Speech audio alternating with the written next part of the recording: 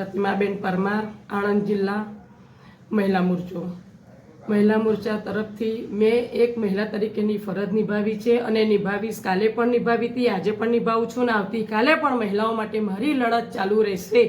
એક જ વસ્તુ અત્યારે મેં નોંધ લીધી છે કે ભાઈ નાની નાની દીકરીઓ કે જે 6 વર્ષની છે, 7 વર્ષની જે દીકરીઓ પર અત્યારે રેપ બળાત્કાર થઈ રહ્યા છે, એ ખરેખર જઘન્ય અપરાધ કહેવાય છે. અત્યારે જે કાયદાનું ઉલ્લંઘન કરી રહ્યા છે અને કાયદાનો કોઈ પણ વ્યક્તિને કોઈ જાતનો ડર રહ્યો નથી. આ એનું પરિણામ ગુજરાતની અંદર જોવાઈ રહ્યું છે.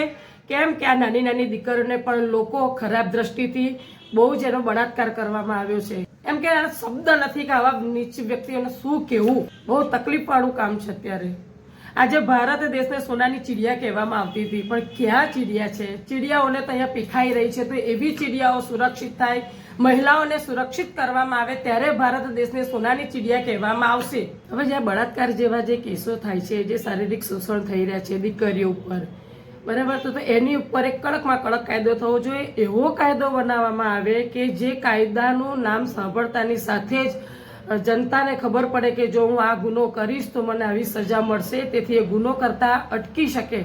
એ દીકરીના પરિવારને ન્યાય મળવો જોઈએ. એના માટે હું અત્યારે ચાલુ સરકારશ્રીને નમ્ર વિનંતી કરીશ કે અત્યારે જે કંઈ બી કાયદાનો ભંગ થઈ રહ્યો છે એ ભંગ ન થવો જોઈએ અને દરેક દીકરીને ન્યાય મળવો જોઈએ. અને ન્યાય આપવા માટે આપને હું નમ્ર વિનંતી કરીશ કે કડકમાં કડક કાયદો કરવામાં આવે, જેથી કરી અને આજે બળાત્કાર જેવા કેસો અત્યારે ગુજરાતમાં અને ભારત દેશમાં પણ વધી રહ્યા છે.